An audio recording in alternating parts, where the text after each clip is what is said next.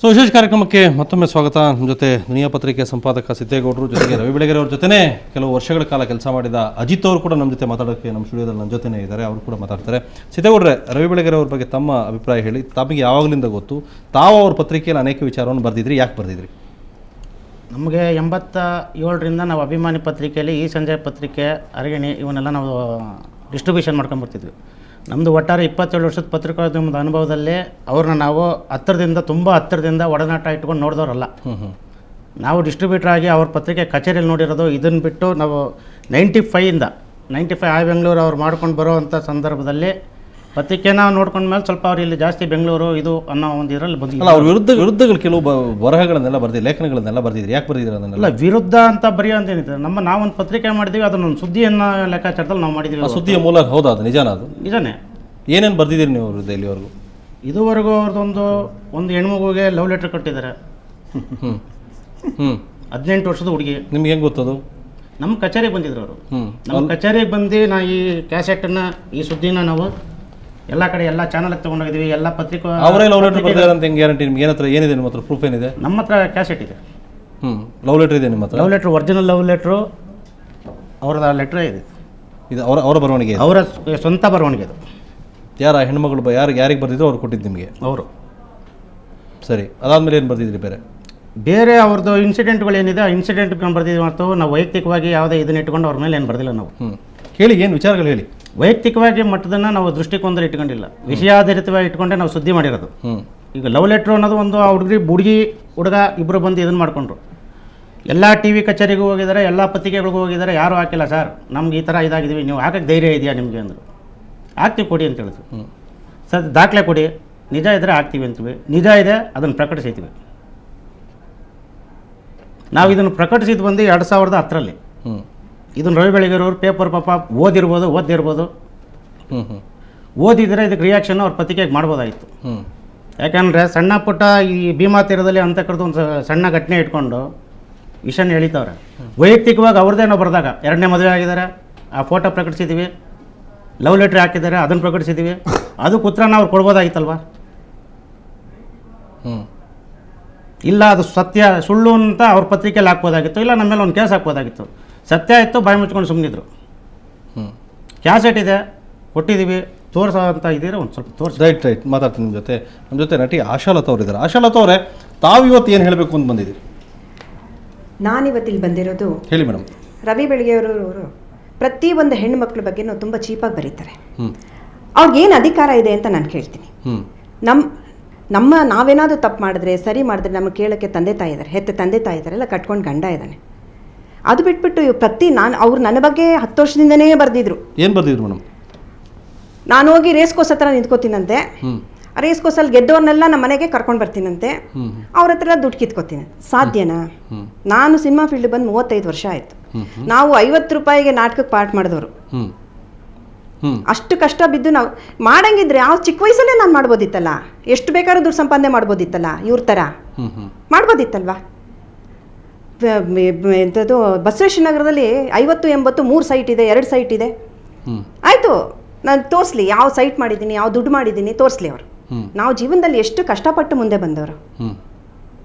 ಏನು ಅವರು ನನ್ನ ಬಗ್ಗೆ ಬರೆದಿದ್ದಾರೆ ಅನ್ನೋದಕ್ಕೋಸ್ಕರ ನಾನು ಮಾತಾಡೋಕ್ಕೆ ಬಂದಿಲ್ಲ ಇವತ್ತು. ಇಲ್ಲ, ನನ್ನ ಮಗಳ ಬಗ್ಗೆನೂ ಬರೆದಿದ್ರು. ದಿನೇಶ್ ಬಾಬು ಅವ್ರನ್ನ ಮದುವೆ ಮಾಡ್ಕೊಂಡ್ಲು, ಅವ್ರ ಸಾಲ ಇರೋದು ಗೊತ್ತಿದ್ದು ನನ್ನ ಮಗಳ ಮದುವೆ ಮಾಡ್ಕೊಂಡ್ಲು.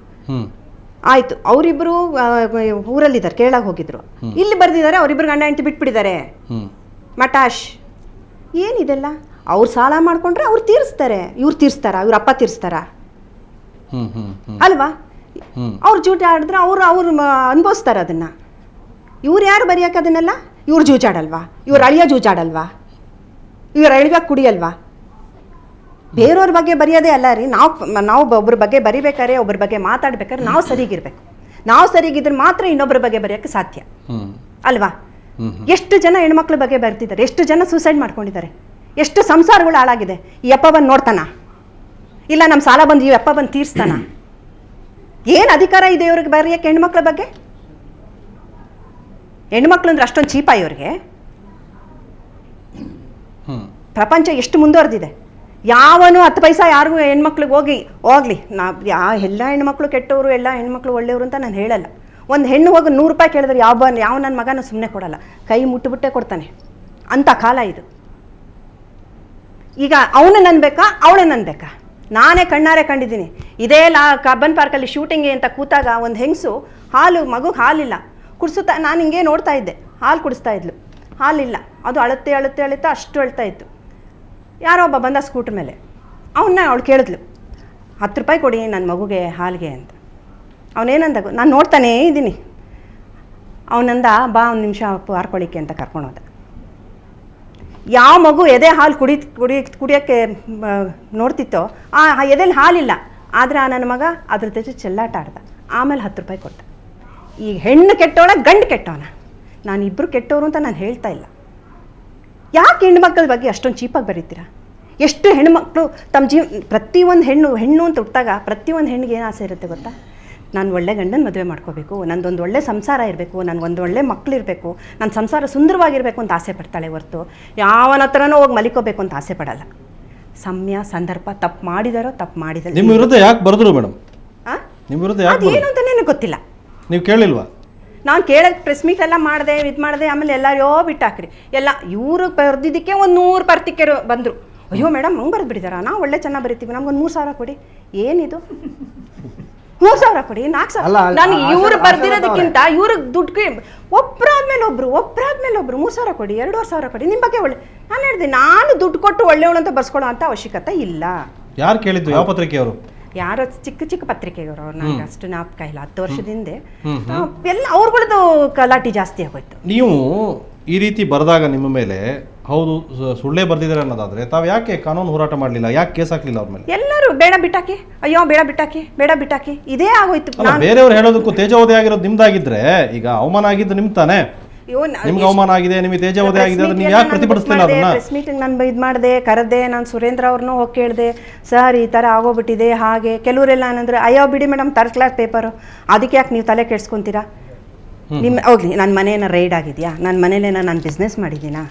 ಒಂದೊಂದು ಮನೆಗೆ ನಾವು ನನಗೆ ಇವತ್ತಿಗೂ ಸ್ವಂತ ಮನೆ ಇಲ್ಲ, ನಾನು ಬಾಡಿಗೆ ಮನೆಗೆ ಇರೋದು. ಈ 35 ವರ್ಷದಿಂದ ನಾನು ಸಂಸಾರ ಮಾಡ್ಕೊಂಡು ಬರ್ತಾ ಇದ್ದೀನಿ. 16 ವರ್ಷದ ಹುಡುಗಿಂದನೂ ನಾನು ದುಡ್ದು ನಾನು ತಿಂತಾ ಇರೋಳೆ.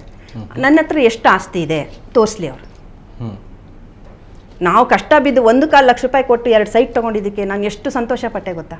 ಅದು ಕಷ್ಟ ಬಂತು, ತೀರ ಆಯಿತು, ಮಾರಾಯಿತು, ಎಲ್ಲ ಕತೆ ಆಯಿತು. ಪ್ರತಿಯೊಂದಕ್ಕೂ ಹಿಂಗೆ ಬರೆದ್ರೆ ಏನು? ಯಾವನೋ ಚೇರ್ಮನ್ ಇಟ್ಟು ಏನು ಎಷ್ಟು? ನಾನು ಹೇಳೋದು, ಇವರೇನೋ ಬರೀತಾರೆ, ನಮ್ಮ ಬಗ್ಗೆ ಬರೀತಾರೆ, ಇನ್ನೊಬ್ಬರ ಬಗ್ಗೆ. ಅವ್ರ ಜೀವನ ಏನಾಗುತ್ತೆ ಸರ್? ಇವಾಗ ಒಬ್ರ ತಾವು ನಾವು ಮಾತಾಡೋಕ್ಕೆ ಭಯ ಆಗುತ್ತೆ ಸರ್. ನಾನು ಹೇಳೋದು, ಈಗ ಒಂದು ಪ್ರೀತಿ ವಿಶ್ವಾಸದಿಂದ ಒಬ್ರ ತಾವು ಮಾತಾಡಿದ್ರೆ ನನ್ನ ಬಗ್ಗೆ ಭಯ ಆಗಲ್ಲ, ಅವ್ರ ಬಗ್ಗೆ ಭಯ. ಯಾಕೆ? ಅವ್ರಿಗೆ ಒಂದು ಸಂಸಾರ ಅನ್ನೋದಿರುತ್ತೆ, ಅವ್ರ ಹೆಂಡತಿ ಮಕ್ಕಳಿರ್ತಾರೆ. ಇವ್ರು ಏನೋ ಬರೆದು ಬಿಡೋದು, ಇವರಿಬ್ರಿಗೆ ಏನೋ ಲಿಂಕ್ ಇದೆ, ಇವರಿಬ್ರಿಗೆ ಸಂಬಂಧ. ಅಷ್ಟು ಜನದ ಜೀವನನ ಹಾಳಾಗುತ್ತಾ? ಮಾಡಬಾರ್ದು ಸರ್. ಒಬ್ರ ಜೀವನದಲ್ಲಿ ಯಾವತ್ತೂ ಅದು ಹೆಣ್ಮಕ್ಳ ಜೀವನದಲ್ಲಿ ಆಟ ಆಡಬಾರ್ದು. ಅವ್ರು ಕಣ್ಣೀರು ಕದ್ದಿ ಖಂಡಿತ ಅವ್ರಿಗೆ ಒಳ್ಳೇದು ಮಾಡಲ್ಲ. ಬರ್ಕೊಳ್ಳಿ, ಅವ್ರ ಬಗ್ಗೆ ಬರ್ಕೊಳ್ಳಿ. ಮಾತಾಡಿ ಹೇಳಿ ಮೇಡಮ್. ಹೇಳೋದ್ರಲ್ಲಿ ಸತ್ಯ ಅಲ್ಲಕ್ಕೆ ಇದಕ್ಕೊಂದು ನಿದರ್ಶನ ಸರ್. ದೇವಣಗಾಂವದ ಕೇಸಪ್ಪ ತಾವರ್ಕೇಡ್, ಅದು ರಾಜ್ಯದ ಅದು ಅವರ ಬಗ್ಗೆ ಪರಿಚಯ ಇದೆ. ಕೇಸಪ್ಪ ತವರ್ಕೇಡನ ಮಗಳು ಆಕೆ ಒಂದು ಹುಡುಗಿ ಕಾಲೇಜ್ ಜೀನ್ಸ್ ಪ್ಯಾಂಟ್ ಹಾಕೊಂಡು ಕರಾಟೆ ಕಲಿತು ಈ ಸದ್ಯ ಮಲ್ಲಿಕಾರ್ಜುನ ಚಡ್ಚನ ಜೊತೆ ಸೇರಿ ಪುತ್ರಪ್ಪ ಸಾವ್ಕಾರನ್ನ ಕೊಲೆಗೆ ಸ್ಕೆಚ್ ಹಾಕಿದ್ದಾಳೆ ಅಂತೇಳಿ ಪತ್ರಿಕೆಯಲ್ಲಿ ಮುದ್ರಣ ಆಯ್ತು ಸರ್.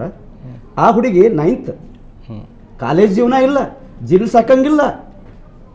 ಜೊತೆಗೆ ಈ ರೀತಿ ಬರೋದ್ರಿಂದ ಅಲ್ಲಿಯ ವೈಮನಸ್ಸುಗಳನ್ನು ಮುರಿದು ಆಕೆ ಇಡೀ ಜೀವನ ಏನು ಸರ್ ಆ ಹುಡುಗಿದು? ಈಗ ಆಕೆ 9th, ಕಾಲೇಜು ಕಲಿತಾ ಇದ್ದಾಳೆ, ಜೀನ್ ಪ್ಯಾಂಟ್ ಹಾಕಿದ್ದಾಳೆ, ಕರಾಟೆ ಪಟು ಆಗಿದ್ದಾಳೆ. ಮಲ್ಲಿಕಾರ್ಜುನ ಜೊತೆ ಸೇರಿ ಪುತ್ರಪ್ಪ ಸಾವ್ಕಾರನನ್ನ ಕೊಲೆಗೆ ಸ್ಕೆಚ್ ಹಾಕಿದ್ದಾಳೆ ತಂದಾಗ ಆ ಫ್ಯಾಮಿಲಿಗೆ ಏನಾಗಿರ್ಬೇಕು ಸರ್? ಆ ಹುಡುಗಿ ಏನು ಮಾಡ್ತಾರೆ ಸರ್? ಅದು ಇದೇ ರೀತಿ ಎತ್ತಿ ಕಟ್ಟಿ ಬರೋದು ಇಡೀ ನಮ್ಮಲ್ಲಿ ಭೀಮಾ ಬೆಲ್ಟ. ಈ ರೀತಿ ಕೊಲೆಗಳಿಗೆ ಯಾರು ನಂದಿ ಅಂದ್ರೆ ಇವ್ರು ಬಿಟ್ಟು ಮತ್ತೆ ಸರ್ ಅಲ್ಲಿ ಸ್ಥಳೀಯ ಪತ್ರಿಕೆಗಳು ಬಿಜಾಪುರ ಜಿಲ್ಲೆ ಯಾವ ಪತ್ರಿಕೆ ಇಲ್ಲ ಸರ್? ಅವ್ರು ಯಾರೋ ಈ ಟೈಪ್ ಅದು ಎತ್ತಿ ಕಟ್ಟಿ ಬರ್ದಿಲ್ಲ ಸರ್, ನೈಜ ಸುದ್ದಿ ಬರ್ದಾರೆ ಸರ್, ಆಗಿದ್ದ ಘಟನೆಗಳ ಬರ್ದಾರೆ ಸರ್. ಅಲ್ಲಿ ಕೇಸಪ್ಪ ತವರ್ಕೇಡ್ ನಮ್ಮಗಳು ಜೀನ್ಸ್ ಹಾಕೊಂಡು ಆಕಿ ಮರ್ಡರ್ ಸ್ಕೆಚ್ ಹಾಕಿ ತಂದಾಗ 9th ಕಲಿತಾಳ ಸರ್ ಆಕಿ. ಇದೇ ಈಗಿನ ಸಿಂದಗಿ ಶಾಸಕ ರಮೇಶ್ ಬುಸ್ನೂರ್ ಅವರ ಹೈಸ್ಕೂಲ್ ಒಳಗೆ ಕಲಿತಾಳ ಸರ್ ಆಕಿ ಎಂದೂ ಜೀನ್ಸ್ ಪ್ಯಾಂಟ್ ಹಾಕಿಲ್ಲ. ಅದು ಹೈಬೆಂಗಳೂರು ಬರ್ತಾರೆ ಸರ್. ಅದು ಆದ್ರೆ ಈ ಮಧ್ಯೆ ಆ ಕುಟುಂಬ ಈ ಕುಟುಂಬಕ್ಕೆ ಒಂದು ಇದೇ ಒಂದು ಇದು ಇಟ್ಕೊಂಡು ಆಕಿನ ಜೀವನ ಏನು ಸರ್ ಈಗ ನಾಳೆಗೆ ಕೊಡ್ತಾಳ ಮಗಳಕ್ಕೆ ಇಂಥವೇ ಏನೂ ಇಲ್ಲದೊಂದು ಆ ನಮ್ಮನ್ನು ಸೃಷ್ಟಿ ಮಾಡಿ ಜನರಿಗೆ ಇದು ಮಾಡಿಸಿ ಇಲ್ಲಿಯ ಎರಡೂ ಸಂಸಾರ ಒಳಗೆ ಇದು ಮಾಡಿ ಈ ಮಟ್ಟಕ್ಕೆ ಬೆಳಿಬೇಕಾದ ಕಾರಣ ಸರ್ ಇದು ಒಂದೇ ಜೀವಂತ ನಿದರ್ಶನ ಸರ್. KSಪ್ಪ ತವರ್ಕೇಡನ್ನ ಮಗಳದ ಇದೊಂದು ಅಜಿತ್, ನೀವು ಹತ್ತಿರದಿಂದ ಬಂದವರು ರವಿ ಬೆಳಗೆರೆ ಅವ್ರನ್ನ ಇವರೆಲ್ಲ ಹೇಳ್ತಾ ಇರೋದು ಗಮನಿಸ್ತಾ ನಿಮ್ಗೆ ಏನಂತದೆ ಅವ್ರ ಜೊತೆ ಇದ್ದವ್ರು ನೀವು? ಭೀಮಾ ತೀರದ ಹತ್ಯಾಸರಣಿ ವಿಷಯದಲ್ಲಿ ಅತಿರಂಜಿತವಾದಂಥ ವರದಿಗಳು ಪ್ರಕಟ ಆದವು ಅನ್ನೋದರಲ್ಲಿ ದೂಸರಾ ಮಾತೇ ಇಲ್ಲ. ಅದು ಎಲ್ಲರೂ ಒಪ್ಪಿಕೊಳ್ಳಬೇಕಾದಂಥ ಸತ್ಯ. ಈ ವಿಷಯದಲ್ಲಿ ಟಿ ಕೆ ಮುಲಗೊಂಡವ್ರು ಮಾತಾಡೋದು ಯಾಕೆ ಜಾಸ್ತಿ ಅಥೆಂಟಿಕ್ ಆಗುತ್ತೆ ಅಂದರೆ, ಚಂದಪ್ಪ ಹರಿಜನ ಹುಟ್ಟಿ ಬೆಳೆದ ಊರಿನಿಂದ 5 ಕಿಲೋಮೀಟರ್ ದೂರದ ಊರಿನವರು. ಕೇಶಪ್ಪ ತಾವರಖೇಡಿಗೆ ಅತಿ ಹತ್ತಿರದ ಸಂಬಂಧಿ ಮತ್ತು ಸಿದ್ದಪ್ಪ ಬೋರ್ಗಿ, ಶಿವಾಜಿ ಬೋರ್ಗಿ ಅಣ್ಣ ತಮ್ಮ ಏನಿದ್ರು ಅವರಿಗೆ ಅತಿ ಹತ್ತಿರದ ಸಂಬಂಧಿ. ಟಿ ಕೆ ಮುಲಗೊಂಡವರು ಕೇವಲ ಪತ್ರಕರ್ತರು ಮಾತ್ರ ಅಲ್ಲ, ಆ ಭಾಗದಲ್ಲಿ ತುಂಬ ವರ್ಚಸ್ಸನ್ನು ಇಟ್ಕೊಂಡಿರುವಂಥವ್ರು ಕೂಡ. ಇತ್ತೀಚೆಗೆ ಚಂದಪ್ಪನ ಅಣ್ಣನ ಹೆಂಡತಿಯನ್ನು ಗ್ರಾಮ ಪಂಚಾಯತ್ ಅಧ್ಯಕ್ಷೆಯನ್ನಾಗಿ ಕೂಡ ಅಧ್ಯಕ್ಷೆಯನ್ನಾಗಿ ಕೂಡ ಮಾಡಿದವರು. ನಾನು ಟಿ ಕೆ ಮುಲಗೊಂಡವ್ರನ್ನ ಕೇಳೋಕ್ಕೆ ಇಷ್ಟಪಡೋದು, ಹಾಯ್ ಬೆಂಗಳೂರಿನಲ್ಲಿ ನಿರಂತರವಾಗಿ ಏನು ಭೀಮಾ ತೀರದ ಹತ್ಯಾಸರಣಿಯ ವರದಿಗಳು ಪ್ರಕಟ ಆದವು, ಆ ವರದಿಗಳಿಗೂ ಸತ್ಯಾಂಶಕ್ಕೂ ಎಷ್ಟು ಹೋಲಿಕೆ ಇತ್ತು? ಇದಕ್ಕೆ ಒಂದೇ ಜೀವಂತ ನಿದರ್ಶನ ಸರ್. ಕೇಸಪ್ಪನ ಮಗಳು ಜಿನ್ ಪ್ಯಾಂಟ್ ಹಾಕೊಂಡು ಏನು ಆ ಮಲ್ಲಿಕಾರ್ಜುನ ನಾವು ನಟೋರಿಸ್ ಮಲ್ಲಿಕಾರ್ಜುನ ಜೊತೆ ಸೇರಿ ಪುತ್ರಪ್ಪ ಸೌಕರ್ಯನ ಕೊಲೆಗೆ ಸ್ಕೆಚ್ ಆಗ್ತಾ ಅಂತಂದ್ರೆ ಅದು ನಾಯಿ ತುಡಿ ಸರ್. ಇದಕ್ಕೂ ಮತ್ತೇನು ಬೇಕು ಸರ್? ಇದಕ್ಕೆ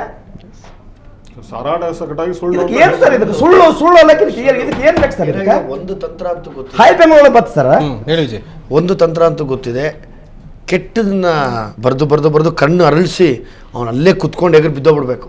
ಆ ಥರ ಒಂದು ತಂತ್ರ ಅಂತೂ ಗೊತ್ತಿದೆ. ಅದು ಒಳ್ಳೇದಲ್ಲ, ಅದು ನೆಗೆಟಿವ್ ಎನರ್ಜಿ. ಅದು actually negative energy negative things, negative thoughts, negative energy ಇದ್ದರೆ ಒಳ್ಳೇದಂತೂ ಆಗಲ್ಲ. ನೆಗೆಟಿವ್ ಆಗಿಬಿಡ್ತೀವಿ ಲೈಫಲ್ಲಿ. ಇವತ್ತಾಗಿರೋ ಥರ ಪಾಸಿಟಿವ್ ಆಗಿರ್ಬೇಕು ಲೈಫ್ ಯಾವತ್ತು. ಮನಸ್ಸು ಒಳ್ಳೇದಾಗಿದ್ರೆ ಇನ್ನೊಬ್ಬನ ಮನುಷ್ಯ ಎದುರುಗಡೆ ಸಿಕ್ಕಿದಾಗ ಅವನು ಒಳ್ಳೇದನ್ನ ಮಾತ್ರ ಹುಡ್ಕೋತಾರೆ. ಇವನಲ್ಲಿ ಏನು ಒಳ್ಳೇದಿರ್ಬೋದು ಅಂತ. ಮನಸ್ಸೇ ಕೆಟ್ಟದ್ದಾಗಿದ್ರೆ ನೀವು ಗಾಂಧಿಯನ್ನು ಕೂರಿಸೋದ್ರಲ್ಲಿ ಕೆಟ್ಟದನ್ನೇ ಹುಡ್ಕೋದು. ಇನ್ನೊಂದು ಎಕ್ಸಾಂಪಲ್ ಏನಂದರೆ, ನೀವು ಬೇಕಾದ್ರೆ ಯಾವುದೇ ಲೇಖನಗಳನ್ನ ತಗೊಳ್ಳಿರೋದು, ನನಗೆ ಒಂದು ಸಿನಿಮಾ ಲೇಖನ ಅಂತ ಬಂದಾಗ ಆ ಸಿನಿಮಾ ಲೇಖನವನ್ನು ಬರೀಬೇಕಾದ್ರೂ ಕೂಡ ಅಲ್ಲಿರೋ ಪ್ರೊಡ್ಯೂಸರ್ಗೆ ಏನೋ ಒಂದು ಚಿಕ್ಕದ ಒಂದು ಟೈಟ್ಲ್ ಇಟ್ಟು, ಡೈರೆಕ್ಟರ್ಗೆ ಒಂದು ಟೈಟ್ಲ್ ಇಟ್ಟು, ಆ ಸಿನಿಮಾಗೆ ಇನ್ನೇನೋ ಬರೋದು ಅಂದರೆ ಹೊಗಳಕ್ಕಾಗದೆ ಏನೋ ಹೊಗಳಬೇಕಲ್ಲ ನನ್ನ ಹತ್ರ ಬರೆದಿರೋದೆ. ನಾನು ಅಸೋಸಿಯೇಟ್ ಡೈರೆಕ್ಟರ್ ಆದಾಗಿಂದ ಮೊನ್ನೆ ಹೇಳಿದೆ ನಾನು ಹುಲಿಯಾ ಸಿನಿಮಾ ಬಗ್ಗೆ. ಇದನ್ನು ನಿರ್ದೇಶಿಸಿರೋ ದುರಹಂಕಾರಿ ನಿರ್ದೇಶಕ ಅಂತ ಖ್ಯಾತರಾದ ಕೆ ವಿ ರಾಜು ಅಂತೆ. ಅಂದ್ರೆ ನಾನು ಹೇಳೋದು, ಕೆ ವಿ ರಾಜು ಅವರು ದುರಹಂಕಾರಿನೋ ಸ್ವಾಭಿಮಾನಿನೋ ಸಚ್ಚನೋ ನಿಮ್ಗೆ ಅದು ಬೇಕಾಗಿಲ್ಲ. ಅವರು ಸಿನಿಮಾ ಮಾಡಿದ್ದಾರೆ ಅಂದಾಗ ಸಿನಿಮಾ ಟಾಪಿಕ್ ಅಂತ ಬಂದಾಗ ಸಿನಿಮಾ ಬಗ್ಗೆ ಮಾತಾಡಿ. ಅವ್ರು ಹೇಳ್ತಾರಲ್ಲ, ನಾನು ಇಶ್ಯೂಗೋಸ್ಕರ ಹೋರಾಡ್ತೀನಿ ಅಂತ. ಇಶ್ಯೂ ಸಿನಿಮಾ ಆದಾಗ ಸಿನಿಮಾ ಬಗ್ಗೆ ಮಾತಾಡಿ. ಸಿಂಹದ ಮರಿಲಿ ಒಬ್ಬ ಸ್ಟಿಲ್ ಫೋಟೋಗ್ರಾಫರ್ ಡೆತ್ ಆಯಿತು ಅಂತಂದಾಗ ಹೋಗಿದ್ದು ಸೆಕೆಂಡ್ ಗ್ರೇಡ್ ಯೂನಿಟ್ ಅಂತ. Ram Shetty first grade master, Ram ಅವರು ಕ್ಲಾಸ್ 1 ಪ್ರೊಡ್ಯೂಸರು ಕರ್ನಾಟಕದಲ್ಲಿ. ಅವ್ರು ಸೆಕೆಂಡ್ ಗ್ರೇಡ್ ಕಳಿಸಿದಾರ? ಇಲ್ಲ ಸರ್, ಹೋಗಿದ್ದೆಲ್ಲವೂ ಈ ಥರದ್ದು ಫಸ್ಟ್ ಗ್ರೇಡ್ ಅಂತ ನಾನೇ ಲೆಟರ್ ಬರೆದಿದ್ದೀನಿ. ಅದಕ್ಕೆ ಸಮರ್ಥನೆ ಅಂತ ಒಂದು ಎರಡೇ ಲೈನ್ ಹೀಗೊಂದು ಸಮರ್ಥನೆ ಅಂತ ಹಾಕೋದು. ಅದೇನು ಬೇಡ. ನಾನು ತಪ್ಪು ಮಾಡಿದ್ರೆ ಅದನ್ನು ಕೇಳಬೇಕಾದ್ರು ನನ್ನ ಹೆಂಡತಿ ನನ್ನ ಮಕ್ಕಳು ಅಂತ ಹೇಳ್ತಾರಲ್ಲ. ಪುನೀತ್ ಅವ್ರ ಬಗ್ಗೆ ಬರೆದ್ರು, ಗ್ರಾನೈಟ್ ಬಿಸ್ನೆಸ್ ಮಾಡಿಬಿಟ್ರು, ಅದು ಮಾಡಿಬಿಟ್ರು, ಇದು ಮಾಡಿಬಿಟ್ರು, ಮನೆಯವ್ರು ಕೆಟ್ಟ ಹೆಸರು ತಂದುಬಿಟ್ರು, ಹಂಗೆ ಮಾಡಿಬಿಟ್ರು ಅಂತ. ಅವ್ರು ಮೋಸ ಮಾಡಿದರೆ ಕೆಟ್ಟ ಹೆಸರು ತಂದಿದ್ರೆ ಅದನ್ನು ಕೇಳಕ್ಕೆ ಅವ್ರ ಅಪ್ಪ ಅಮ್ಮ ಇದ್ದಾರೆ, ಮೋಸ ಮಾಡಿದ್ರೆ ಅದನ್ನು ವಾಪಸ್ ಬರ್ಕೊಳ್ಳೋಕ್ಕೆ ಬಿಸ್ನೆಸ್ ಮ್ಯಾನ್ಗಳಿದ್ದಾರೆ. ಇವ್ರು ಯಾಕೆ ಹೇಳಿದ್ರು? ಇವ್ರ ಬದುಕು ಏನು ಸಂಬಂಧ ಹಂಗಾರೆ? ರವಿ ಸರ್ ಮಗನ ಬಗ್ಗೆ ಬರೆದ್ರು, ಅವನೆಲ್ಲರೂ ಊರು ತುಂಬ ಆಟ ಆಡ್ತಾನಂತೆ ಅಂತ. 60 ವರ್ಷ ಆಗಿರೋ ನೀವೇ ಆಟ ಆಡ್ತೀರಾ ಅಂದರೆ ವಯಸ್ಸು ಆಟ ಆಡೋ ಹುಡುಗನ ವಯಸ್ಸು, ಅವ್ನು ಆಡಬಾರ್ದಾ? ಓಲಿ ಅದನ್ನು ಕೇಳೋಕ್ಕೆ ತಿದ್ದಕ್ಕೆ ಅವ್ರ ಅಪ್ಪ ಅಮ್ಮ ಇದ್ದಾರೆ. ಇವ್ರಿಗೆ ಯಾರಿದ್ದಾರೆ? ಇವ್ರಿಗೆ ಅವ್ರು ಯಾರು ಅಂತಲೇ ಗೊತ್ತಿಲ್ವಲ್ಲ ಅಪ್ಪ ಅಲ್ವೇ? ಅಪ್ಪ ಗೊತ್ತಿಲ್ಲದಿರೋ ನೀವೇ ನಾನು ಸಚ್ಚಾರಿತ್ರಪ್ಪ ಅಷ್ಟೊಂದು ಚೆನ್ನಾಗಿದ್ದೀನಿ ಪರ್ಫೆಕ್ಟ್ ಆಗಿದೆ ಅಂತ ನೀವು ಹೇಳಂಗಿದ್ರೆ ಅಪ್ಪ ಅಂದ್ರೆ ಇದ್ದಾರೆ, ಅವ್ರಿಗೆ ಕೇಳ್ತಾರೆ, ಅವ್ರು ಬೆಳೆಸ್ತಾರೆ ಅಲ್ವೇ? ನಾನು ಹೇಳ್ತಾ ಇರೋದು, ನೀವು ಯಾವುದೇ ಒಂದು ವಿಷಯ ತಗೊಂಡಾಗ ಮಾತಾಡೋದು ಮಾತ್ರ ಇಶ್ಯೂ ಬೇಸ್ಡ್ ಅಂತೀರಾ. ಬರಿಬೇಕಾದ್ರೆ ಮಾತ್ರ ಆ ವ್ಯಕ್ತಿ ಎಲ್ಲ ಕ್ಯಾರೆಕ್ಟರ್ಗಳನ್ನು ನಿಮಗೆ ಬೇಕಾದಂಗೆ ಕಚ್ಚೆ ಹರ್ಕಂತೆ, ತಲೆ ತಿರ್ಕಂತೆ, ತಲೆ ಮಾಸದವನು ಅಂತೆ ಅಲ್ವೇ? ಇವ್ರಿಗೆ ಏನು ಮಾಸಿದೆ ಅಂದರೆ ವಯಸ್ಸೇ ಮಾಸ ಆಗ್ಬಿಟ್ಟಿದೆಯಲ್ಲ ಅವ್ರಿಗೆ. ಇವತ್ತು ಬೆಂಗಳೂರಿನಲ್ಲಿ ಏನೊಂದಷ್ಟು ಕ್ರೈಮ್ ನಡೆಯುತ್ತೆ, ಏನೊಂದಷ್ಟು ಅವ್ರ ಬಗ್ಗೆ ಇವ್ರ ಬಗ್ಗೆ ರೌಡಿಗಳು ಅದು ಇದು ಅಂತ ಬರೆದು ಅವ್ರವ್ರವ್ರಿಗೆ ತಂದಿಟ್ಟು ಇಲ್ಲ ಒಂದು ಪಾಪ ಅವರು ಎನ್ಕೌಂಟರ್ ಆಗ್ತಾ ಇದ್ದಾರೆ, ಇಲ್ವಾ ಅವ್ರವ್ರು ಕೊಚ್ಚಾಡ್ಕೊಂಡು ಸಾಯ್ತಾ ಇದ್ದಾರೆ. ವಿಜಯ್ ಅವ್ರ ಅಂಥದ್ದೇ ಆರೋಪ ಮತ್ತೆ ಭೀಮಾ ತೀರದ ವಿಷಯದಲ್ಲೂ ಕೂಡ ಕೇಳಿಬಂದ. ಖಂಡಿತಗಳು ನನ್ನ ಉದ್ದೇಶ ಅದೇನೆ. ನಾನು ತಮ್ಮ ಒಂದೇ ಕೇಳ್ಕೊಳೋದು, ತಾವು ಪ್ರಾಮಾಣಿಕವಾಗಿ ಹೇಳಿ, ನೀವು ಭೀಮಾ ಹತ್ತಿರದಲ್ಲಿ ಇವೆಲ್ಲರೂ ಹಂತಕರು ಕರ್ಸ್ಕೋತೀರಾ? ಇಲ್ಲ, ಅದೇ ಉದ್ದೇಶ ಇಟ್ಕೊಂಡು ನಾವು ಇದು ಮಾಡಕ್ ಹೊರಟಿದ್ದು. ಯಾರೇ ಆಗ್ಲಿ ಭೀಮಾ ಹತ್ತಿರದಲ್ಲಿ ಹಂತಕರು ಆಗಬೇಡಿ, ಇನ್ನ ಬಿಟ್ಬಿಡಿ ಎಲ್ಲವನ್ನು. ಫೈನಲ್ ಆಗಿ ಹೇಳಿರೋದು ಯಾಕೆ ಮಾಡ್ತೀರಾ? ಇವತ್ತು ಎಷ್ಟೋ ಜನ ಒಕ್ಕಲ್ತನ ನಂಬ್ಕೊಂಡ್ರು ರೈತರು ಅವರ ಕೈ ತೊಳಿತಾ ಇರೋದು ಅವರ ಕಣ್ಣೀರಲ್ಲಿ. ನೀವೆಲ್ಲರೂ ಶೋಷಣೆ ಒಳಗಾಗಿದ್ದೀರಾ. ಫಸ್ಟ್ ಇದೆಲ್ಲ ಬಿಟ್ಬಿಡಿ. ನಾನು ಎಲ್ಲರೂ ಮೀಟ್ ಮಾಡ್ಕೊಂಬಂದೆ. ಇದರಲ್ಲಿ ಮಾದೇವಪ್ಪ ಸಾವ್ಕಾರ ಅವ್ರ ಮನೆಗೆ ಹೋಗಿ ಬಂದೆ.